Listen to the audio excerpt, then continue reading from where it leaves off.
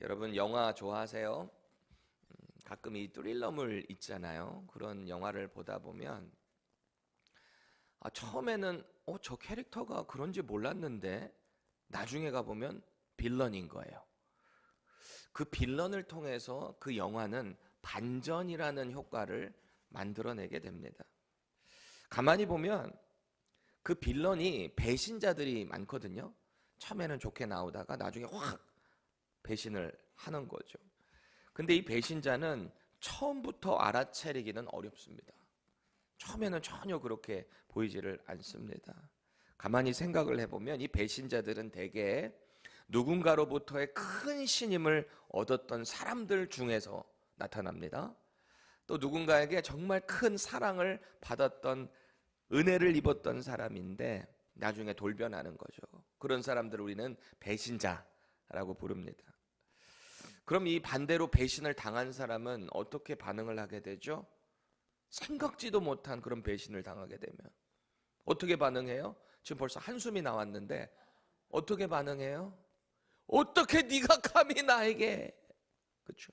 아니면 어떻게 네가 나한테 그럴 수 있어? 보통 이렇게 반응하는 거죠. 배신이라는 것은 상대에게 정말 큰 상처를 안겨주는 거예요.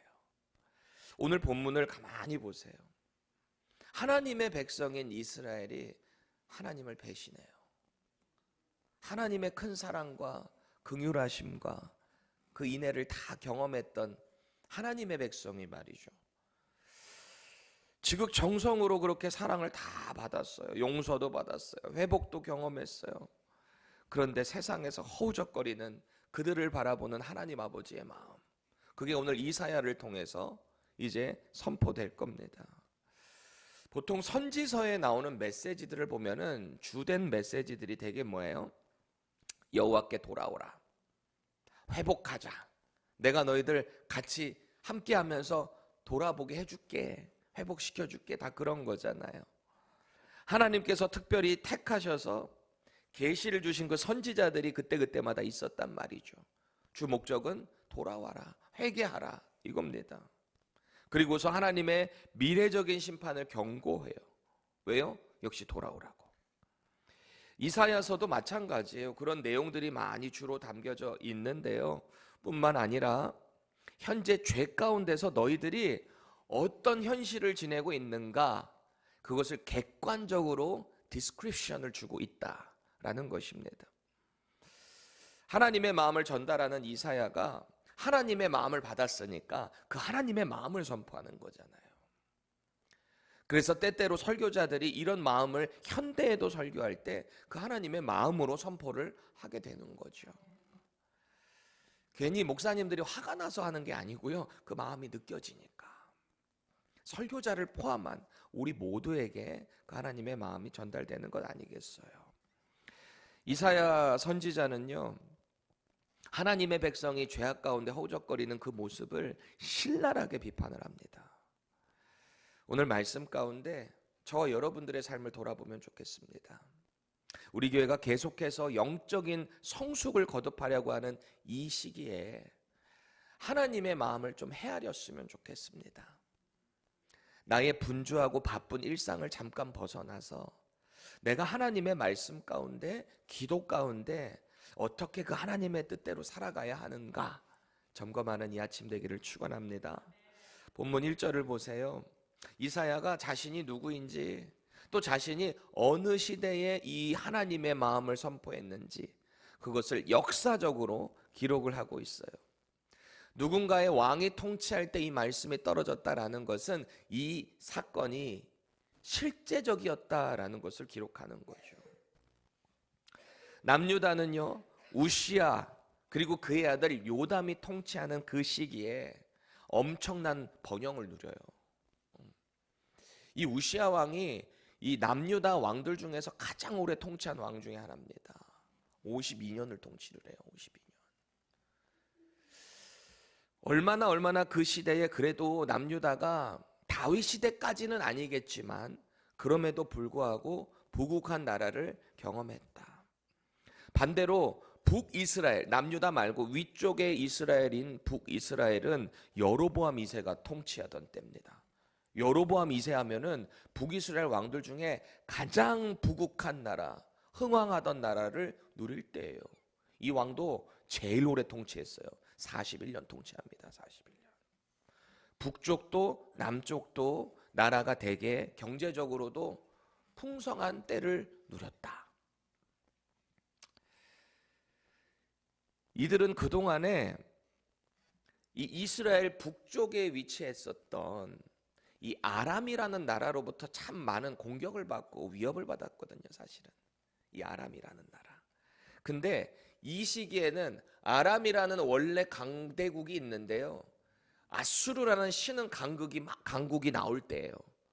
그러니까 결국은 이 아람이 아수르 견제한다고 밑에 북이스라엘 남유다를 많이 그렇게 괴롭히지를 못했을 때입니다. 자, 그럼 생각해 보세요. 상대적으로 이 아람으로부터 공격을 받고 덜 받게 되다 보니까 어떻게 했어요? 정치적으로, 경제적으로도 매우 안정되어 갔던 때다. 그게 북이스라엘과 남유다의 시대입니다. 여러분 다들 경험해 보셨겠지만 이상하게도 우리가 뭔가 인생의 어려움을 만나게 될 때는 하나님을 막 찾아요. 하나님 좀 살려주세요. 하나님 너무 힘들어요. 저 좀 회복시켜주세요. 우리 그러잖아요. 마치 내 인생에는 하나님밖에 없는 것처럼 우리 막 그렇게 매달리잖아요. 그런데 형편이 조금 나아지면 어때요? 조금씩 하나님으로부터 멀어져가는 우리 모습 보지 않나요? 그게 우리의 죄성이에요. 우리가 너무 막 대단해서 하나님을 알아가는 게 아니라 언제나 하나님이 먼저 우리를 안아주셨다는 거예요. 성경에서부터 늘 그러셨다라는 것을 우리는 봅니다. 그런데 그 은혜를 배신으로 갚는 우리 인생의 모습들, 그걸 봐야 하는 거죠. 2절 상반절 보세요. 그래서 하나님의 선지자가 그 배신한 특별히 남유다 예루살렘을 향한, 궁극적으로는 이스라엘 전체를 향한 그 말씀을 선포하고 있는데요. 하늘이여 들으라, 땅이여 귀를 기울이라, 여호와께서 말씀하시기를입니다. 여러분 구약시대 모든 선지자들은 모든 말씀을 시작할 때 여호와께서 말씀하시기를, 아니면 여호와께서 이르시기를 늘 이렇게 시작이 돼요. 그래서 누가 그러대요. 옛날 구약시대 때 하나님의 말씀을 대언하는 거하고 지금 현대시대에 이 말씀을 연구해서 선포하는 목사님들 혹은 전도사님들하고 누가 더 말씀 전하기 어려울까요? 누가 더 어려워요? 제가 더 어려워요. 왜요? 우리는 하나님의 이 영감이 임하던 안 임하던 우리는 선포해야 되는 거고, 구약시대 때는 말씀 딱 떨어지면 선포하는 스피커였으면 됐으니까. 그래서 여러분들 저를 위해서, 우리 전도사님들 위해서 많이 기도해 줘야 돼요. 하나님의 영감이, 능력이 말씀 가운데 임하도록 말이죠. 오늘 이 이사야가 하나님의 말씀을 받아서 선포하는데 온 세상을 향해서 이스라엘이 배신했다, 이걸 고발하고 있는 겁니다. 근데 뭐를 증인으로 두고 있대요? 지금 이 내용을 보니까 얼마나 이 고발이 확신하면 뭐를 증인으로 두고 있어요? 하나님이 창조하신 하늘, 그리고 하나님이 창조하신 이 땅을 증인으로 내세워서 너희들이 지금 이거 잘못했다, 그걸 지금 고발하고 있어요. 그 고발의 내용이 뭔지 보세요. 내가 자식을 양육하였거늘 그들이 나를 거역하였도다. 하나님이요, 당신의 백성을 자식을 양육하듯이 그렇게 키웠다는 겁니다. 여기서 자식을 양육했다라는 말은 여러분 잘 아시듯이 부모가 얼마나 지극정성으로 자식을 키워요. 그 자식이 필요한 모든 것들을 공급해주고요, 아프면 안아주고요, 뭘 원하는지 그거 들어주고요. 그게 부모 아니겠습니까? 지극정성으로 그렇게 키우는 게 바로 부모의 사랑이고 양육 아니겠어요? 그런데 유다가 하나님을 배신했다, 그리고 거역했다, 지금 그 말을 하고 있는 거예요. 여기서 거역하다라고 번역된 히브리어 단어를 보세요. 파쏴라고 하는 단어인데요, 정당한 권리에서 이탈했다 라는 거예요. 하나님의 그 당신의 그 창조주의 그 권위, 그 안으로 쑥 들어왔어야 되는 거예요. 하나님의 자녀들이요. 들어와 있어야 되는 거예요. 근데 거기서부터 이탈했다는 거예요. 또 반역하다. 그래서 여기 배반하다라는 뜻도 들어가 있는 겁니다. 배신자로 살았어요. 하나님으로부터 받은 하나님의 백성이라는 그 권위에 맞는 의무를 이행하지 않아요. 지금 그걸 강조하고 있는 겁니다. 또 여기서 이들이 거역했다라는 말은요, 하나님과 이스라엘의 그 언약 관계 안에서 우리가 이해를 해야 돼요. 언약 관계. 컨트랙이 맺어진 거예요. 여러분, 컨트랙을 딱 맺으면은 이 안에서 서로 원래 그 조항 가운데 이루어지지 않으면 반드시 불이익을 받게 돼 있어요. 심지어 구약 시대의 컨트랙은 어때요? 이 커버넌트라 그러죠. 서로의 생명을 걸고 거는 거예요. 그래서 하나님께서 이스라엘을 당신의 거룩한 백성으로 삼으셨어요. 그렇죠? 뭐 아브라함을 부르실 그때부터 내가 너의 자손을 내 백성으로 너 이름을 크게 위대하게 하겠다. 이미 그때부터 계약을 맺으셨잖아요. 이스라엘은 그래서 하나님의 자녀들, 하나님 백성이 되는 거예요. 아브라함과 이삭과 야곱의 하나님이신데 이 야곱의 이름이 뭘로 바뀌어요? 이스라엘로 바뀌었잖아요. 그러니까 이스라엘은 하나님의 백성이 된 거예요. 그렇게 계약이 맺어진 거예요. 그러니까 하나님께서 당신의 그 권리대로 너희들은 내 백성이야. 너희들은 나를 따라야 돼. 이게 자연스러운 계약의 관계였다.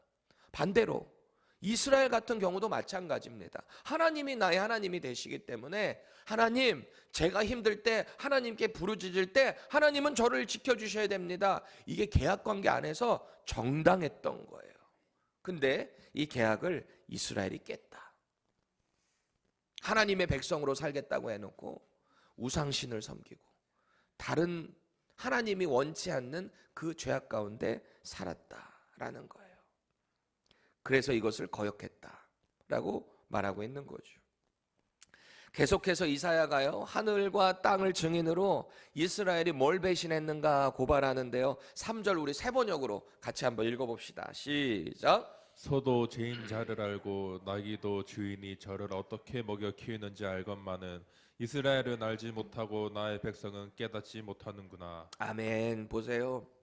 소와 나귀는요, 그 주인이 이게 보통 먹을 걸 주잖아요. 그러면 헌신적이에요. 자기 주인으로 알아요. 인식하는 거죠. 아, 내가 저 주인의 말을 들어야 내가 사는구나. 얼마 전에 그랬잖아요. 우리 막내 병은이 같은 경우도 교회 딱 오면은 우리 권사님 어떤 분들이 이렇게 사탕을 딱 주면은 아, 그게 자기한테 유익하다라고 생각하고 그 권사님만 계속 따라다니잖아요. 근데 그걸 모르는 거지. 그 사탕이 자기에게 유익하지 않다라는 것을. 부모의 입장에서 볼 때는 아, 저게 아닌데. 먹는 거 따라가잖아요. 우리 되게 먹는 거 따라가잖아요. 이 가축들도 마찬가지입니다. 그 주인에게 그 먹는 것을 먹고 헌신을 하는 거예요. 또 자기가 해야 될 그 의무가 있는 거죠. 나귀가 해야 될 일. 그렇죠? 자기의 그 일을 최선을 다해서 하게 됩니다. 근데 이스라엘은 그렇게 많은 사랑을 받았음에도 그 일에 대한 보답을 하지 않는다. 하나님은 당신의 모든 의무를 성실하게 하셨어요. 이스라엘을 향해서, 당신의 백성들을 향해서 지켜 보호하셨어요. 다른 나라 강대국들로부터 이스라엘을 보호하셨어요. 그 작은 나라를 통해서 하나님의 능력을 선포하셨어요. 얼마나 이게 자랑스러운 일이에요, 이스라엘의 입장에서 볼 때. 근데 조금 괜찮아지니까 그 하나님을 배신했다라는 겁니다. 이들의 죄악상 좀 보세요. 4절입니다. 슬프다 범죄한 나라요, 허물진 백성이요, 행악의 종자요, 행위가 부패한 자식이로다. 그들이 여호와를 버리며 이스라엘의 거룩하신 이를 만홀히 여겨 멀리하고 물러갔도다. 아멘. 이게 하나님의 마음입니다. 여호와를 여기서 버렸다라는 말은요, 이방신 우상 섬겼다는 겁니다. 만홀히 여긴다라는 말은 하나님을 경멸하고 얕봤다는 거예요. 하나님이 뭘 할 수 있겠어? 지금 당장 눈에 보이는 이게 나에게 도움이 되는 거지. 우리 다 그렇게 살아가고 있지 않습니까?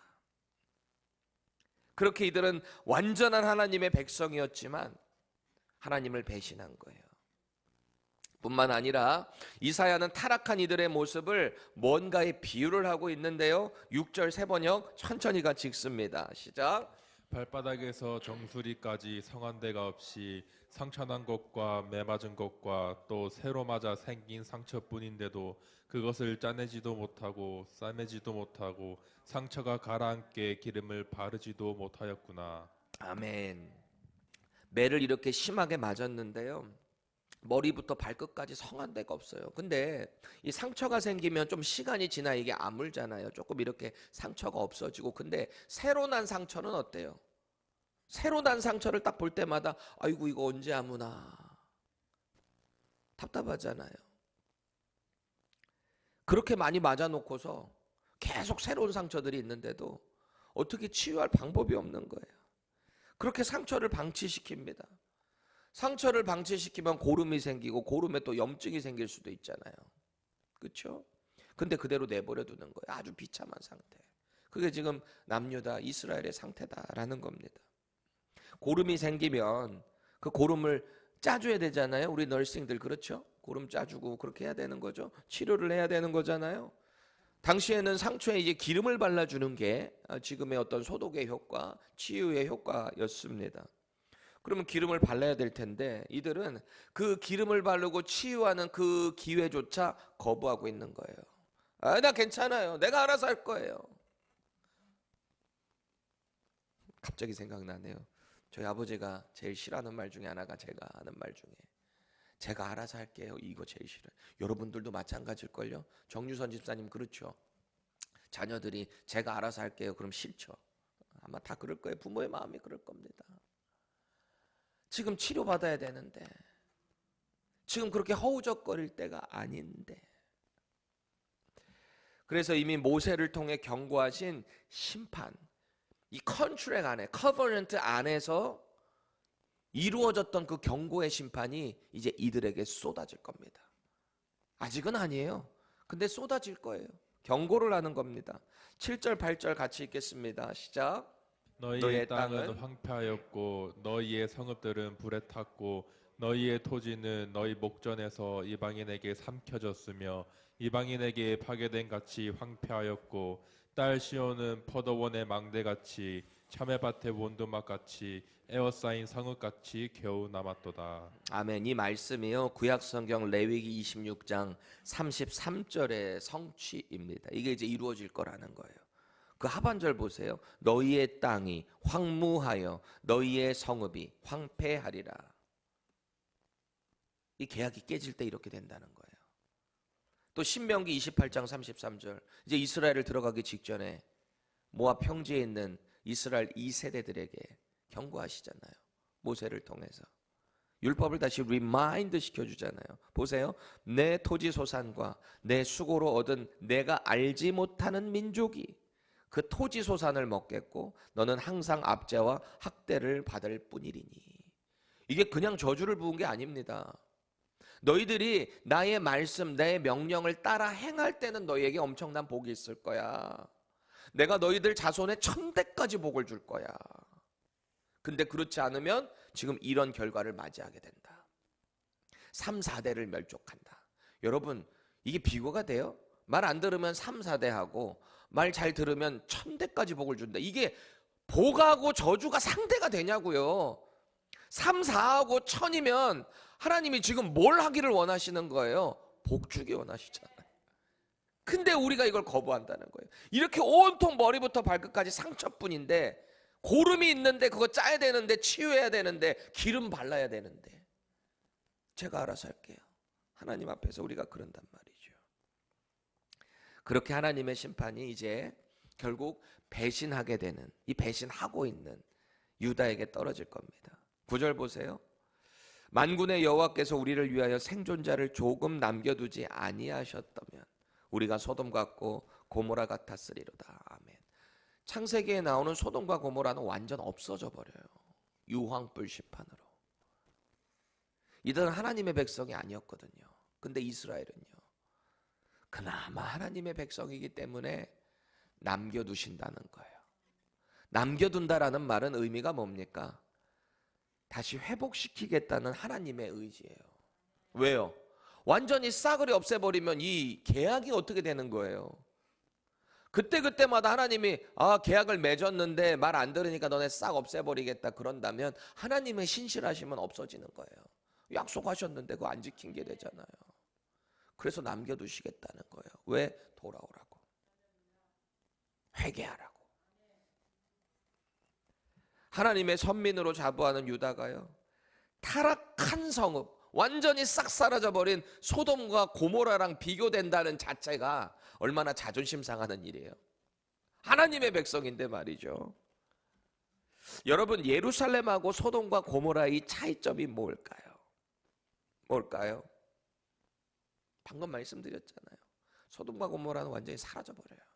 근데 예루살렘은 사라지고 완전히 끝난 것 같지만 하나님의 때 다시 회복시킨다는 거예요. 건물의 예루살렘을 말하는 게 아니잖아요. 결국은 새로운 하나님의 임재가 거하는 성전인 저와 여러분들 이 교회가 예수 그리스도를 통해서 세워지잖아요.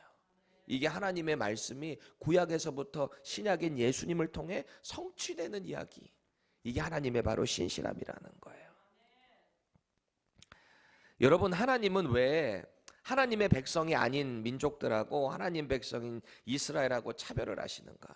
왜 이 소돔과 고모라는 싹 사라져 버리게 하고 진멸하고 왜 이스라엘은 남겨두시는가?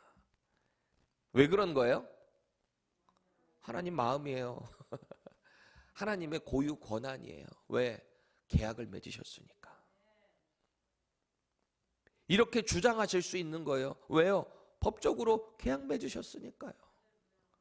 그럼 우리도 반대로 하나님을 향해서 주장할 수 있는 거예요. 하나님 저 좀 도와주세요. 하나님 제가 하나님의 백성이잖아요. 하나님 제가 이렇게 부족하지만 신실하게 살려고 애를 썼어요. 하나님 제 기도 좀 들어주세요. 우리 당당하게 구할 수 있는 겁니다. 계약이 성사됐기 때문에. 이 하나님의 고유 권한이 있는데 세상에 그 누가 감히 대항할 수 있겠어요? 사도 바울이 그래서도 그러잖아요. 누가 감히 하나님의 그 심판 가운데 대항할 수 있겠어요? 누가 뭐라 할 말이 있겠어요? 하나님의 고유 권한이신데 말이죠.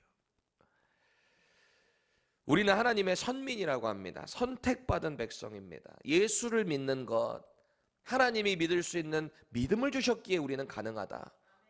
성경은 말하고 있는 거죠.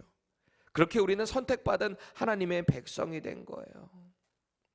죄 가운데 연약하지만 그 선민을 향한 하나님의 그 긍휼하심, 그것을 기억해야 되는 겁니다.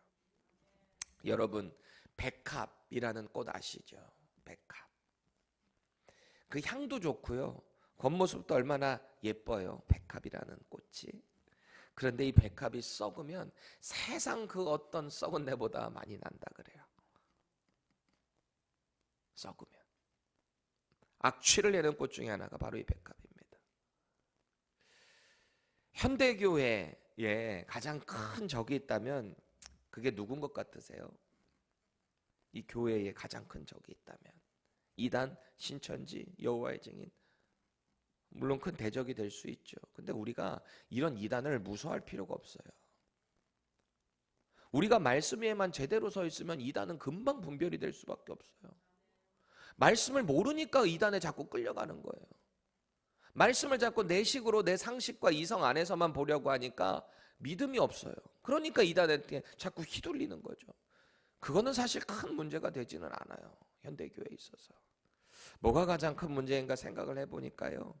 인생의 시련 앞에서 하나님의 은혜를 뒤로하고 하나님을 배신하는 자칭 그리스도인. 스스로는 그리스도인이라고 하는데 언제나 자기의 법대로 따라가요. 하나님과의 언약관계 안으로 들어가질 않아요. 예수님을 믿었으면 예수님이 나를 위해 죽었다고 여러분들이 Jesus is my Lord and Savior라고 했다면 그분이 나의 Lord가 돼야 되잖아요. Savior 하셨으니까. 그럼 내 영원한 나의 주인이 되셔야 되는데 언제나 내가 주인을 하려고 그러잖아요. 그게 배신이라고요. 예수님은 자꾸 저 뒤로 두고 주님 가만히 계셔보세요. 제가 좀 알아서 할게요. 이건 제가 전문가예요. 제가 이거 많이 경험해봤어요. 제가 알아서 할게요. 그게 우리의 모습 아닌가요? 주님을 인격적으로 처음 만났을 때 막 울고불고 콧물 막 질질 눈물 막 이렇게 왔다 갔다 콧물하면서 그래도 창피하지도 않아요. 왜? 갈급하거든요 그때는. 근데 시간 형편 조금 나아지고 나면 그 첫사랑의 믿음 온데간데 없이 사라져 버렸어요. 언제나 내 눈앞에 보이는 상황과 형편이 나를 짓누르는 그 모습, 우리 경계해야 돼요. 심지어 하나님께 막 뭔가를 간절히 요청을 했는데 하나님이 그게 들어주시지 않는 것 같으니까 에이 하나님 없나 봐, 배신하고 돌아서 버리는 우리의 모습은 있지 않나요? 문득 이런 생각을 해봐요. 배신자라고 자기가 처음부터 생각한 사람, 인지한 사람이 몇이나 될까요? 배신자도 어떻게 보면 스스로 자기를 배신할 거라고 계획적으로 접근한 사람 없을지도 몰라요. 물론 요새는 원체 사기꾼들이 많으니까 그렇지만 배신자도 처음부터 자기가 배신할 거는 몰랐을지 몰라요. 상황이 불리해지니까, 형편이 좀 안 좋아지다 보니까 마음이 변하는 거죠. 그거를 따라가게 되는 거죠.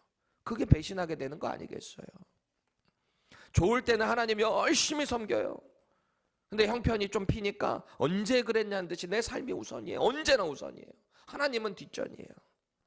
신앙생활 잘하다가 내 뜻에 안 맞는 상황을 마주하게 되면, 절망을 딱 경험하게 되는 그 타이밍에 하나님은 무슨, 배신하고 돌아서는 저와 여러분들의 연약함은 없나요?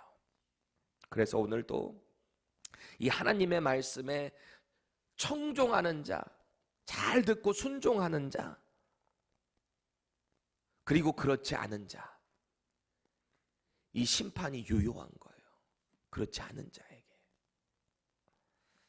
정말 믿음으로 여러분을 도전합니다. 그리고 저를 도전합니다. 우리 인생에 있어서 어떤 성공을 경험한다 할지라도 내 형편이 조금 나아졌다고 긴장감을 풀지 마시자고요. 우리는 죽는 그날까지 영적 긴장감을 가지고 가야 돼요. 하나님의 말씀을 조금이라도 떠나는 그 순간 우리는 위기를 맞이하게 될 겁니다. 그래서요, 자꾸 하나님의 말씀을 기억해야 돼요. 내가 섰다 싶을 때 넘어질 걸 우리는 항상 경계해야 돼요. 우리가 반드시 우리의 평생에 기억해야 될 한 가지, 풀은 마르고 꽃은 시드나 여호와의 말씀은 영원히 서리라. 우리 말씀 위에 서 있어야 돼요. 이 말씀이 내 삶을 끌어가야 돼요. 말씀과 기도가 같이 혼합돼서 하나님의 그 뜻에 순종해 나갈 때 우리에게 배신이라는 게 어디가 있겠습니까? 물론 연약함으로 넘어질 수는 있어요. 근데 그건 배신은 아니에요. 그냥 우리가 약한 거예요. 그럼 어떻게 해야 돼요? 하나님의 도우심을 구하시면 돼요. 다시 일어나시면 되는 거예요. 오늘 이 배신자를 향한 하나님의 이 고발장 가운데 우리 서로 점검합시다. 우리 믿음의 공동체잖아요. 서로 일으켜 세워주고 믿음으로 권면하고 이끌어주고 밀어주는 아름다운 공동체 되기를 축원합니다.